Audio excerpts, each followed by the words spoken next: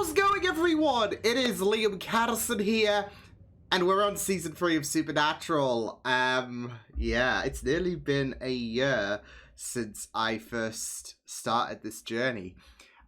Crazy to reflect on, but we are here right now, so I am excited to get into this episode and to see what we're going to have in store with this season of Supernatural, which I have been told is going to be a shorter season than seasons 1 and 2. I think it was because of a writer's strike situation, so I think it's gone from 22 to 16 this season. I'm not sure if that's going to impact things for season 4, because with this being on the CW, you usually expect your 22 episode allocation, so I'm assuming season 4, season 5, or whatever, we're going to go back to the full 22 episode situation. So yeah, but either way, I am excited to continue Supernatural, and I'm excited to see what is in store with this season. Obviously, we know with what happened in the closing episodes of season 2,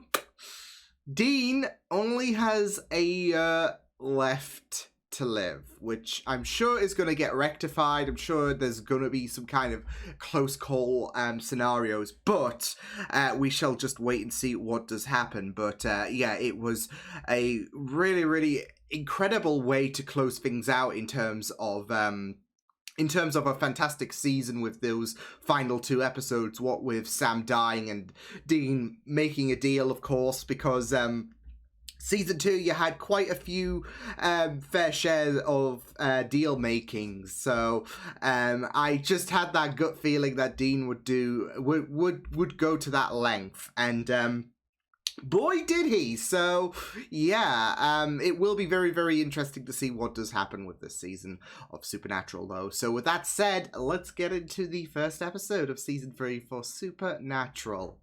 Let's go. Someone want to tell Oscar the Grouch to piss off?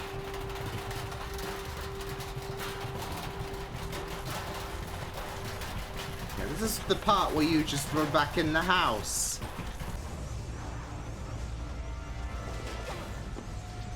And now he runs back in. I think it's going to be a bit too late. Yeah.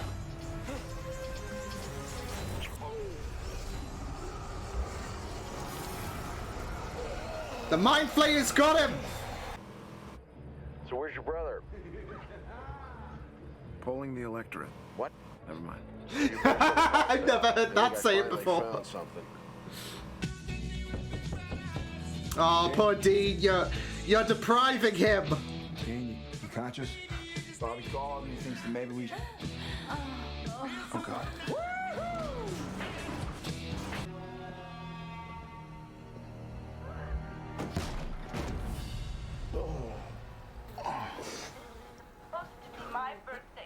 Oh my God. Oh no! Oh shit! Oh shit!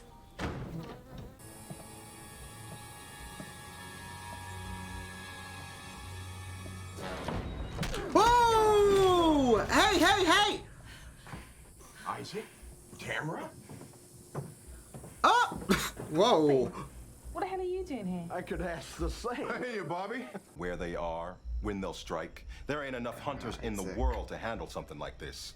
You brought war down on us. On all of us. Okay. That's quite Isaac, enough time out! testosterone for Time now. out! Hello? Wait a second! That's Katie Cassidy! That's Katie freaking Cassidy! Hey, Laurel! I want those shoes. What? Are you crazy? No. Yeah, this go turn ugly. Fuck! She really wanted them shoes. Excuse me a minute, would you? Dean, what are you doing? Comforting the bereaved. What are you doing? Working. Dead body, possible demon attack, that kind of stuff. Sam, I'm sorry. Just, I don't have much time left, and Dean, gotta make don't. every second count. Dean, Yeah, right. stop it. Sorry.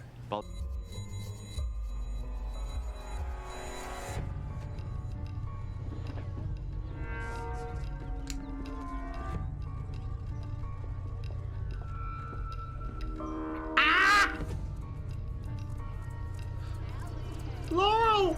Supposedly he drinks at this stupid bar.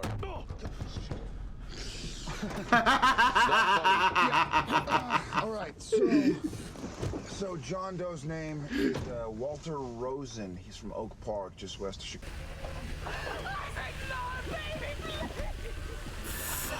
This is fucked up. This is seriously fucked up.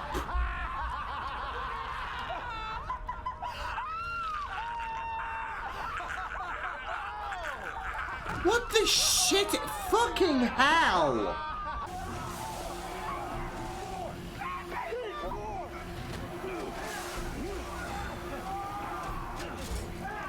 Damn, Dean is going ham.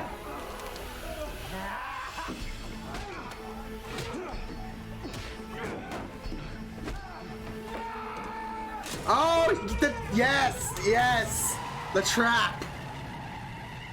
Do you have any idea who we're up against? No. Who? The 7 deadly sins. Shit! Lion in the flesh. Shit! No! What's in the box?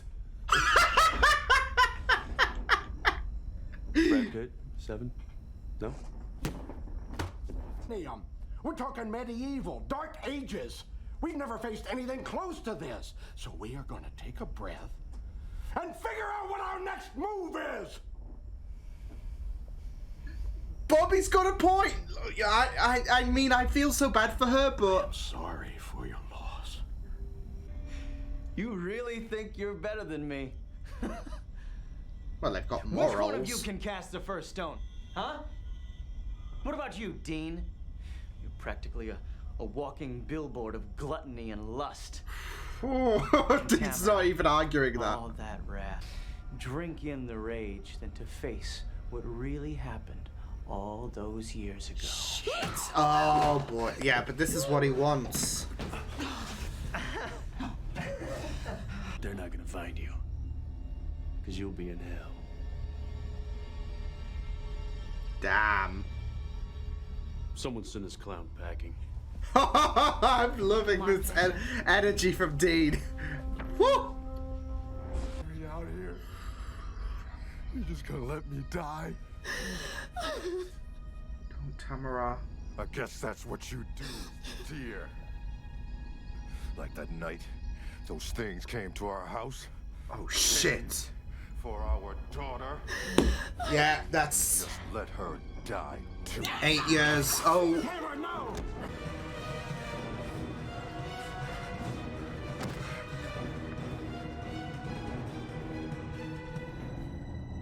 Yeah, that's a bit of an issue, buddy. Fat, drunk, and stupid is no way to go through life, son.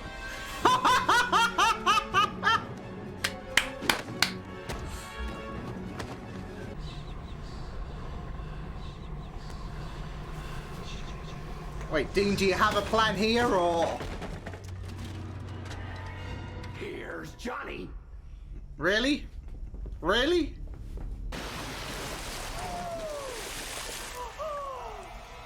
He had a trick up his sleeve. Sam. Hey! Hey! Not full of pride now, are you? Sheesh, what the hell is that? Who the hell are you? I'm the girl that just saved your ass. I just saved yours too. See you around, Sam. Oh, she knows you. I'm just gonna ask it again. Who was that masked chick? Actually, the more troubling question would be how come a girl can fight better than you? 3 demons, Dean. Oh. At once. Hey, Dean, whatever it you takes don't to get know them who that she is. Well, if you want to She's the come with us, Black you know. Canary. What's that? If we let out the 7 deadly sins, what else do we let out? I know, I'm just trying to list You're right, everything. that is troubling. I don't care anymore. That didn't last long. Yeah, well, you know what? I've been busting my ass trying to keep you alive, Dean, and you act like you couldn't care less. What, you got some kind of death wish or something? No, it's not like that. Then what's it He's like? just Dean? accepted it. Please, tell me. Help me God, I'm gonna stop you. How could you make that deal? So I couldn't live with you dead. Couldn't do it. So what, now I live and you die? That's the general idea, yeah. Yeah, you're a hypocrite. Dean. How did you feel when Dad sold his soul for you? Because I was there. I remember. I don't know, it's like there's a light at the end of the tunnel. It's hellfire, Dean. Whatever. You're alive. I feel good. For the first time in a long time. I got a year to live, Sam. I'd like to make the most of it. So what do you say we kill some evil sons of bitches and we raise a little hell, huh? It is sad that Dean has this... You're unbelievable. Yeah, he is. Okay. Great first episode. Really enjoyed how we started off this season in terms of dealing with the ramifications of what happened with the gate being opened. And not just that, though, but being introduced to some very, very interesting characters already. With Tamara and Isaac, and that was a very, very tragic situation, especially Isaac's death. That was like, that really had me uncomfortable just watching how that all unfolded, and Tamara's reaction. It was really, really heartbreaking. So I've got to say that I feel like what happened to Isaac, it's probably one of the saddest things to have occurred, really, because I don't know, it just hit me so much, and Tamara's reaction was, it crushed my soul. We got Katie Cassidy. Oh man. As soon as I saw Katie Cassidy, I just lost it, because obviously I knew her from Arrow, and she was an amazing character through who she played, of course. And obviously, people watching this, well, it's not actually Laurel, it's insert, because we never got her name. But she's going to be called Laurel until further notice, because that's who I know her as. So, no, but she made a very, very strong first impression, because, like, she has this dagger that does some insane shit to, like, she took on those 3 members of the 7 deadly sins, and she made quick work of them. She really laid down law against them. So I am really, really curious to see to learn more about her story, of course. I will say I don't expect to hear by season 7, because that's when she focuses on another CW show, of course, with Arrow. So, and obviously that's more of a full-time gig. So, whatever happens will happen to Laurel. So, yeah. Laurel. That's her nickname. Until further notice. I don't care, okay? No, but I really, really thought that she made a very, very interesting... Because, like, she was so focused on Sam. She wasn't focused on Dean. So I am very, very curious to see what is the deal with her fascination with Sam. So, because there was that moment where she was in broad daylight and she was following Sam, and then she just does the whole disappearing shtick where you're there 1 second, not even a second later you just do your whole vanishing act. So yeah, but obviously she also saved Sam, so yeah, but and to be fair, Sam needed it, because whereas Dean was busy dealing with lust and Bobby had the situation handled, and sadly Isaac, of course, Yeah. Sam was in a bit of a bind, led by Pride, so yeah. And I gotta say, the idea of the 7 deadly sins facing them was really, really fascinating because obviously it's the 7 deadly sins. It's a very, very interesting concept to delve into. So I am really, really curious to see what other infamous legends, I guess, gets unleashed, I guess. So yeah, but the 7 deadly sins is a very, very good starting point in my opinion, because obviously there was that warning about, you know, hundreds of demons are now flooding America. I don't think they're going to be leaving the US, so yeah, but no, it's going to be very, very interesting to see what other forces we're going to have. But the 7 deadly sins, top notch, in my opinion. So, yeah. But no, I feel like with them and with Tamara and Isaac's story, I feel like this episode was very, very interesting, as well as Dean and Sam's situation, of course. So, yeah. But I really, really loved focusing on Tamara and Isaac. Like I said, there was that kind of sad circumstance with Isaac's death, and Tamara wanted, like, I can't blame her for being very, very hell-bent on taking revenge for Isaac, but she needed that reality check from Bobby. And obviously Dean was so hell-bent on helping Tamara, but that's a whole different story, of course. But she needed Bobby to bring her back into reality. So she was so hell-bent on extracting revenge, but she was going to get herself killed. So, but I think that just speaks testament as well in regards to how one can't live without the other, because they seemed like to be a couple that had to be glued together, and being apart is just like the end of days, really. So I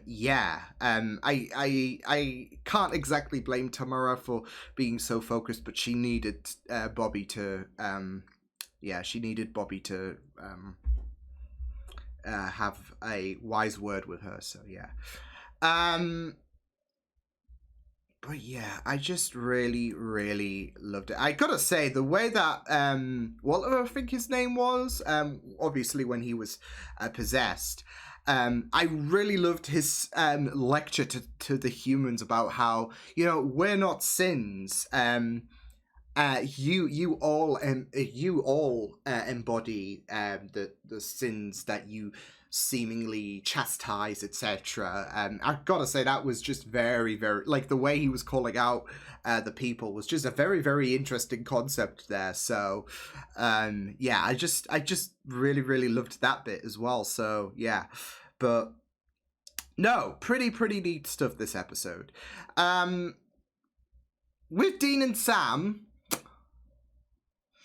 yeah, like I said, with Dean, it's a mixture of being understanding about where he is coming from, but also just wanting to throttle him, although he would probably encourage that because, you know, what's the big deal?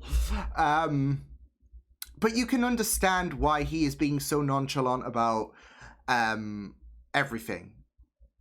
About the fact that his time is coming to an end, and, you know, I may as well just enjoy it because I've been tired for so long. And like I said, I feel like season 2 really, really did a number on him mentally.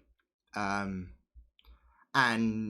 now that he knows that retirement is on the horizon, there is this, you know, Hakuna Matata situation, right? Dean just is fine being so enjoyful with the remaining time that he has left. You may as well just enjoy it. You may as well enjoy this last ride, etc. Especially with the fact that there is that acceptance. Because he doesn't want Sam to suffer.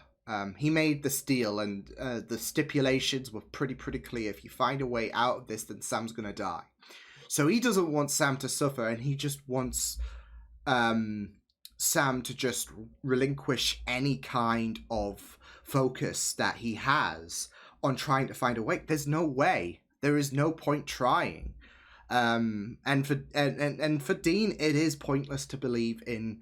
It is pointless chasing roads that lead to nowhere. This is the reality of the situation for Dean. So he is so focused on not wanting Sam to try to find if he thinks he's found a way, he doesn't want Sam's life to be of consequence. But he also doesn't want to spend his last year just being dejected or whatever. So he wants to enjoy the time that he has left, especially, like I said, he was supposed to die in season 2, episode 1, and then John made that deal. So he already has this feeling that he has extended his life enough anyway. So this is this is literally him resting in peace. And he's gonna make the most of his time that he has left. So I can definitely see that the remainder of this season, Dean's gonna try and carry that upbeat atmosphere, especially since, like I said, last season took a real toll on him. But now that Dean knows that his time is coming up, he's just gonna enjoy it whilst he still can. So I can imagine a more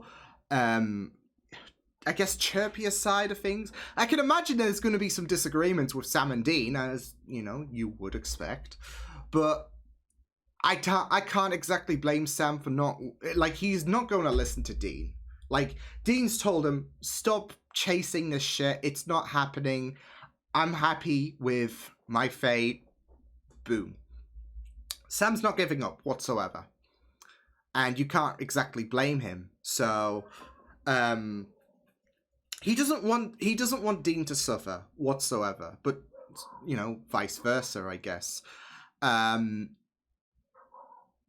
at the end of the day, Sam is going to be so focused, and he's going to do everything in his power. That's Sam in a nutshell. He's going to look out for his brother, like Dean has always looked out for Sam.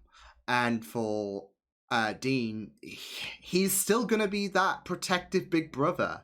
That's why he's saying, Sam, the stipulations were clear, and I've made peace with what's going to happen.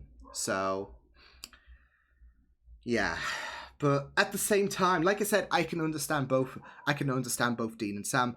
But for Dean, I'm just like, come on. Stop thinking that you're gonna die, whatever. We're gonna find a way. But like I said, with Dean, there is a perfectly understandable reasoning in regards to why he is acting the way he is. He's prolonged his life long enough. He has absorbed the, I guess, clarity of the situation. There is no way out of this. You've got a year left. Make the most of it. If Sam finds a way, yeah, he's dead. So he is bearing this acceptance.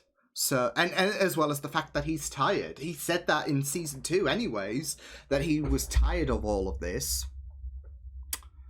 And with what happened to Sam in part 1 of the finale, it just pushed him being tired further. So, yeah, I can't exactly blame him, but at the same time, it's like, come on, Dean. So, but yeah, I can't really blame Sam in regards to feeling a bit annoyed, but yeah. I mean, I do want to say that, I mean, I know this might be touching upon a more sensitive area of things, but I guess I do want to say that it kind of does delve into the, I can't obviously speak from experience about your time is coming up in a year, so you may as well make the most of it, but like, I know that there are, like, obviously people who have a certain amount of time left, sadly. And I can imagine for some people, they just want to not spend those final... They want to spend those final months just appreciating everything. And maybe not going as, you know, the levels that Dean went into. But they just want to... They don't want a negative atmosphere, if that makes sense. They want to kind of cherish everything in their final months, etc. So, like I said, I can imagine that that's the case with some people. And obviously, it's it is a very, very sad circumstance. But like I said, with Dean, he is not dwelling upon any kind of hope that's not going to come. He knows that this is it in his mind.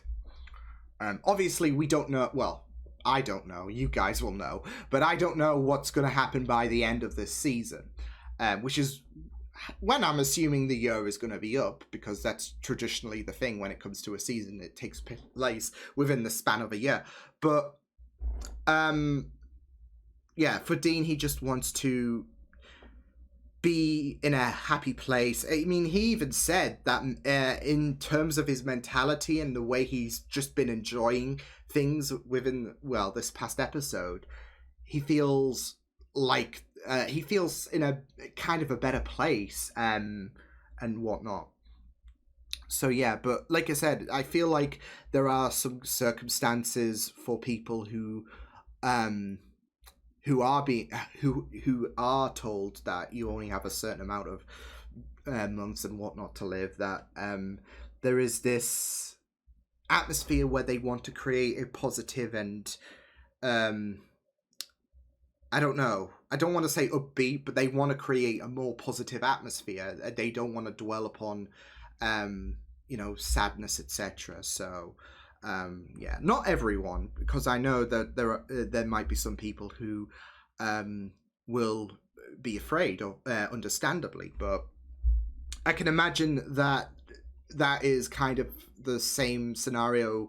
Well, kinda, because they're not going to be as they're not going to be like Dean, but they do want to create a more positive atmosphere, and they'd rather focus on the positives in their final months and whatnot. So yeah, but I don't know if that's a bit of a stretch, but I can kind of see it. So yeah, but overall, pretty great first episode in terms of dealing with, I guess, the fallout of those summoned from the Hellmouth, as I dubbed it.